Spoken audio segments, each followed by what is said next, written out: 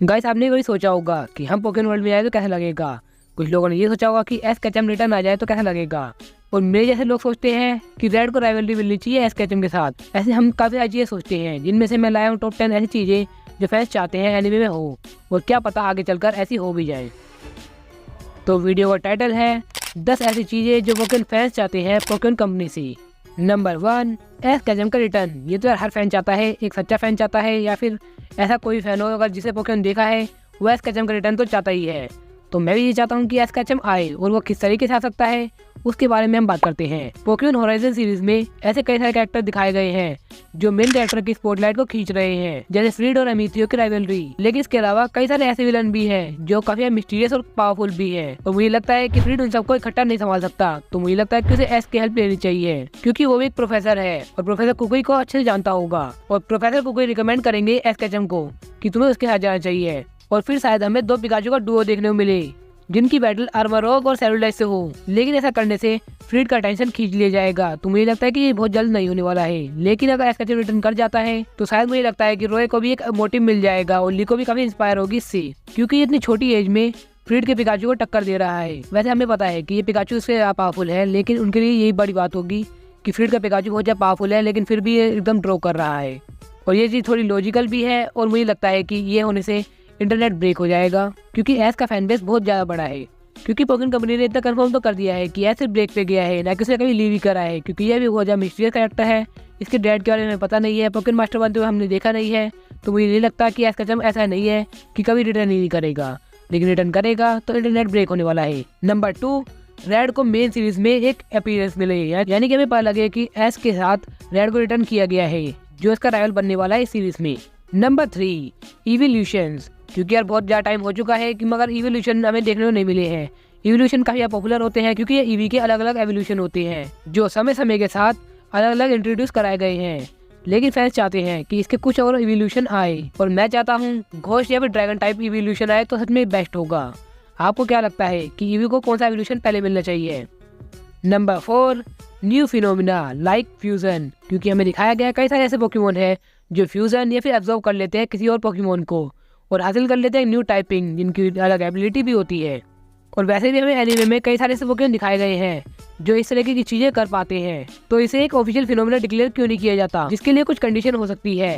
यानी कि ब्रीडिंग वाले पोकेमॉन ही फ्यूज कर सकते हैं, और उनकी प्राइमरी टाइपिंग को ही कंसिडर किया जाएगा डुअल टाइपिंग में, और इन दोनों पोकेमॉन की हाईएस्ट बेस स्टैट को ही कंसिडर किया जाएगा एक पोकेमॉन में। फॉर एग्जांपल चाइल्ड के अटैक्स मिल जाएंगे और ब्लास्टोइज के डिफेंस। वैसे ये फिनोमिना ओवर पावर हो गया है, तो मुझे लगता है कि इसे एबिलिटी नहीं देनी चाहिए, लेकिन फिर भी ये सही है क्योंकि ये फिनोमिना पहले से बेटर होना चाहिए। और टेरा टाइप क्या होता है, पीटर टाइप, जिसके लिए एकदम बेस्ट रहेगा। और अगर आपके मन में कोई और सा फिनोमिना है तो कमेंट करके बताना, मैं इसको जरूर पढ़ूंगा। नंबर 5, ये सिर्फ गेमर्स के लिए है। अगर आपको पोकेमॉन गेम पसंद है तो ये आपको अच्छा लगेगा। यानी कि पोकेमॉन कंपनी को एक ऐसा गेम बनाना चाहिए जहाँ पर हर रीजन को एक साथ दिखाया जाए। यानी कि आप किसी भी गेम के किसी भी रीजन को चूज कर सकते हैं।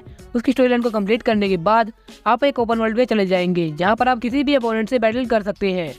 और इसमें भी कुछ इवेंट्स होंगे, जैसे कि पोकेमॉन वर्ल्ड टूर्नामेंट, जहाँ पर टॉप 8 को दिखाया जाएगा। ये बिल्कुल वैसा हो सकता है जैसे पोकेमॉन एनीमे में हमें दिखाया गया है, जो सच में काफी कमाल का लगेगा। और पोकेमॉन फैंस सच में ऐसा फील करेंगे कि वो पोकेमॉन यूनिवर्स में आ चुके हैं, अपने अलग अलग पोकेमॉन लेके आए हैं, अलग अलग रीजन से लेके आए हैं, और उनके पास काफी ज्यादा अच्छा एक्सपीरियंस भी होगा। यानी कि जिस पोकेमॉन का 100 लेवल हो जाएगा वही पोकेमॉन मास्टर 8 में जा सकता है।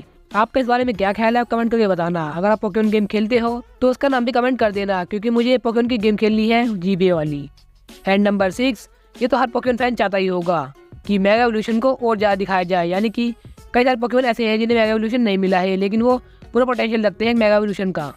तो मैं चाहता हूँ, या फिर सभी चाहते होंगे यार, कि मेगा एवोल्यूशन इन पोकेमॉन को भी मिले, जैसे कि जोटो स्टार्टर्स, माचैम्प और कुछ रीजनल बर्ड पोकेमॉन्स।